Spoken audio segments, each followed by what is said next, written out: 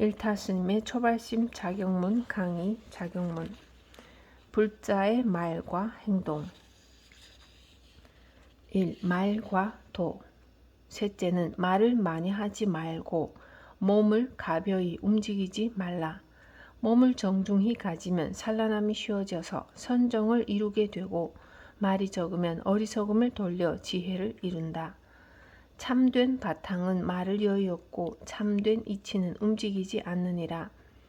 입은 재화의 문이니 반드시 엄숙하게 지켜야 하고, 몸은 재앙의 근본이니 가벼이 움직이지 말아야 한다. 자주 나는 새는 그물에 걸릴 위험이 있고, 가벼이 쏘다니는 짐승은 화살 맞을 재앙이 없지 않느니라. 그러므로 세존께서는 6년 동안 설산에 앉아 움직이지 않으셨고, 달마조사도 소림굴에서 9년 동안 묵언을 하셨느니라. 후세에 참선하는 이가 어찌 그 옛자취를 따르지 않으리.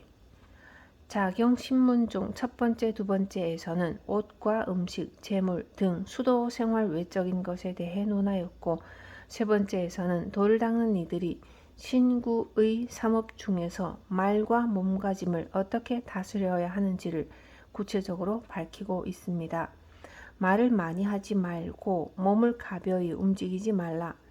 왜 야운 비구는 신구의 삼업 중에 말에 관한 구절을 첫머리에 둔 것일까요? 그것은 몸과 입과 뜻으로 짓는 삼업 중에서 말이 생각과 행동 사이에 놓여 있기 때문입니다.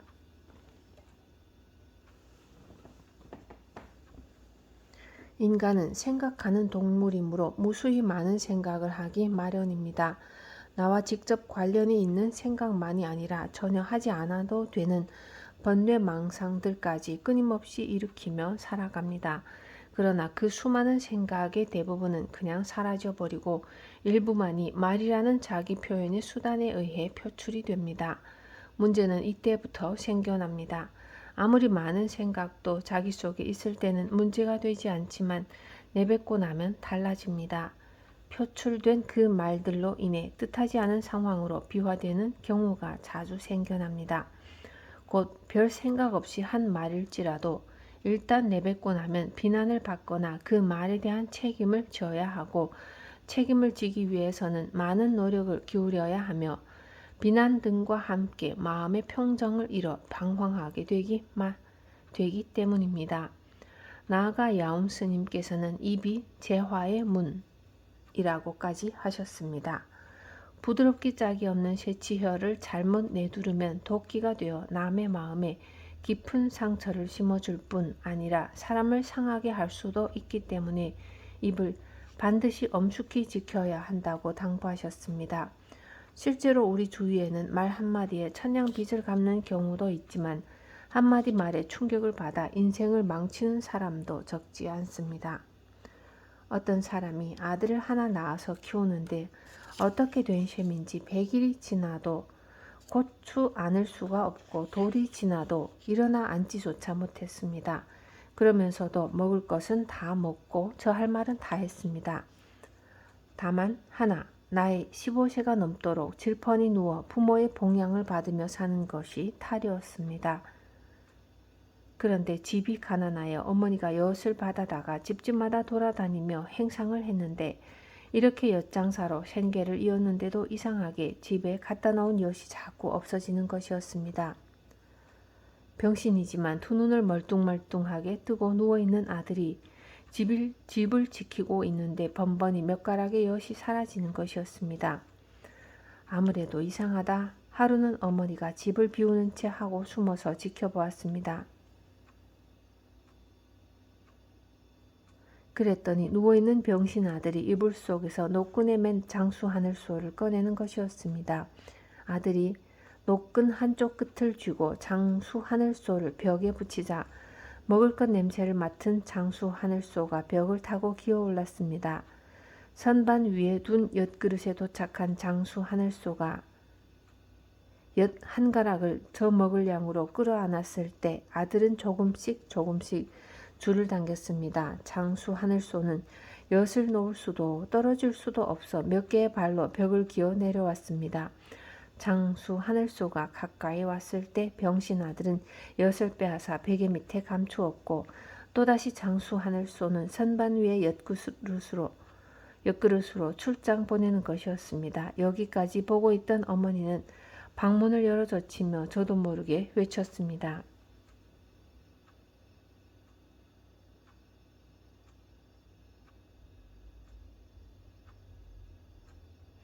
야, 이 도둑놈아. 아들은 노끈을 놓으며 한숨을 푹 쉬었습니다. 어머니, 그렇게 말할 수밖에 없습니까? 나도 얼마 안 있으면 일어나게 될 거고 일어나면 일을 해서 세상을 살아가야 하지 않겠습니까? 그런데 첫 번째 인사가 도둑놈이라뇨. 병신 녀석이 어떻게 그런 지혜가 다 났노라고 말하면 발명가가 될는지 누가 알겠소. 그러면서 눈물을 흘리는 것이었습니다. 아들은 자기가 한 말대로 오래지 않아 일어나서 앉았고 곧이어 서서 걷기 시작하더니 여느 사람처럼 행동하게 됐습니다. 그리고는 어머니의 말 그대로 도둑이 되었습니다. 그 뛰어난 지혜로 도둑이 되었다가 형장의 이슬로 사라진 것입니다. 새치혀가 때로는 이토록 무섭게 작용합니다. 그러므로 재앙과 화의 문이 되는 입을 철저히 지키라고 당부하신 것입니다. 이처럼 말을 잘못하면 삶에 전혀 도움이 되지 않습니다. 하물며 돌을 닦는 데 있어서야 더 논할 것이 있겠습니까? 더욱이 어떠한 말로도 참된 바탕인 실상을 설명하기는 어렵습니다. 왜? 실상은 말을 떠났기 때문입니다. 실로 말은 알맹이가 아닙니다. 말은 핵심이나 본질이 아닙니다. 따라서 참되게 살고자 하는 이들은 부질없는 말을 쫓으며 살아서는 안 됩니다. 아무리 좋은 말이라 할지라도 절제할 줄 알아야 합니다. 옛날에 한 수행자가 큰 스님을 찾아가서 여쭈었습니다. 팔만대장경이 무엇입니까? 끓는 솥 속에 종발이 내는 소리다. 무슨 말씀입니까? 아무리 입으로 불이라 하여도 입은 뜨겁지 않느니라. 일제시대에 불교라는 잡지를 창간하면서 만공 스님께 권두원을 부탁하자 스님께서는 즉석에서 무궁화 꽃 한 잎을 따다가 붓으로 글씨를 썼습니다. 진언불출구, 진언불출구. 참된 말은 입에서 나오지 않는다는 뜻의 이 글을 쓰고 나자 무궁화 꽃잎이 또르르 말려 글씨가 보이지 않게 되었습니다. 참된 것, 과연 진짜가 무엇입니까? 그림의 떡으로는 배부르지 않고 그림 속의 호랑이는 위력을 발휘할 수 없으며 불이야 하면서 외쳐도 입은 뜨겁지 않습니다. 이와 같이 말은 실상이 아닙니다. 본질이 아닙니다. 핵심이 아닙니다. 실로 중요한 것은 진짜를 얻는 실속입니다. 그런데 말이 많은 사람의 대부분은 실속이 없습니다. 내뱉은 말로 인해 번뇌망상이 꼬리를 물고 일어나기 때문에 마음이 고요해질 날이 없습니다. 마음이 고요하지 못한데 어떻게 참된 삶이나 도와 기합한 삶을 살 수가 있겠습니까? 그래서 삼조 승천 대사께서는 신신명에서 이렇게 말씀하셨습니다. 말 많고 생각 많으면 오히려 상응치 못하고 말 끊고 생각 끊으면 통하지 않음이 없다. 진정 우리가 실속을 차려서 참된 도를 이루고 참된 삶을 얻고자 한다면 될 수 있는 대로 말을 줄이고 근본을 돌아보는 삶을 살아야 합니다. 행동과 도. 이제 행동에 대한 야온 스님의 가르침을 살펴봅시다. 야온 비구께서는 몸을 가벼이 움직이지 말라고 하셨습니다. 움직임이 무엇입니까? 변하는 것입니다. 굴러서 변해가는 것입니다. 변하는 것, 그것은 곧 생사법입니다. 참되고 한결같은 마음자리를 볼 수 있는 진리법이 아닙니다. 변화하는 생사법에 따라 동요하는 이가 어찌 참된 진리법을 얻을 수 있겠습니까? 도를 닦는 이는 동요하지 않는 마음자리를 찾고자 노력하는 사람들이기 때문에 야온 비구께서 몸을 가벼이 움직이지 말라고 하신 것입니다. 이어서 야운비구는 몸을 정중히 가지면 산란함이 쉬워져서 선정을 이루게 된다고 하셨습니다. 과연 몸을 정중히 가지면 선정을 이룰 수 있는 것인가? 그렇습니다. 야운비구의 말씀 속에는 수행의 원리가 감춰져 있습니다. 그 원리를 함께 살펴보도록 합시다. 우리의 몸은 마치 밑이 동그란 항아리와 같습니다. 너무나 동그랗기 때문에 가만히 있지를 못합니다. 바람만 살짝 불어도 그 항아리는 움직입니다. 일렁일렁, 일렁일렁 대부분의 시간 동안 항아리는 움직이고 있습니다. 그런데 그 항아리 속에는 번뇌망상이라는 구정물이 들어 있습니다. 그 구정물을 가라앉히기 위해서는 항아리가 움직이지 않아야 할 텐데 끊임없이 움직이니 구정물 찌꺼기가 언제나 뿌옇게 떠다닐 수밖에 없는 것입니다. 그럼 어떻게 해야 하는가? 이 항아리, 바로 우리의 몸을 기행이라는 밧줄로 꼭 묶어 놓아야 합니다. 게을러서 꼭꼭 묶어서 움직이지 않도록 만들어야 합니다. 그렇게 되면 항아리는 안정을 찾게 됩니다. 그때 생겨나는 것이 정력입니다. 곧 선정의 힘입니다. 움직이지 않는 정력을 성취하면 찌꺼기는 저절로 가라앉고 위쪽에는 맑은 물만 남게 됩니다. 이 맑은 물에는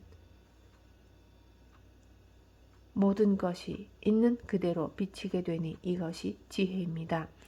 이렇게 함으로써 마침내 개정해 사막을 모두 이루고 해탈할 수 있게 되는 것입니다. 그러므로 해탈을 이루고자 하는 이는 몸을 정중히 가져서 울렁거리는 항아리, 동요하는 몸과 산란한 마음을 다스려야 합니다. 고삐 풀린 망아지처럼 이리저리 돌아다니며 간섭하고 쓸데없는 일에 개입하여 망상을 피운다면 개정해 사막은 언제 나을 것이 되겠습니까?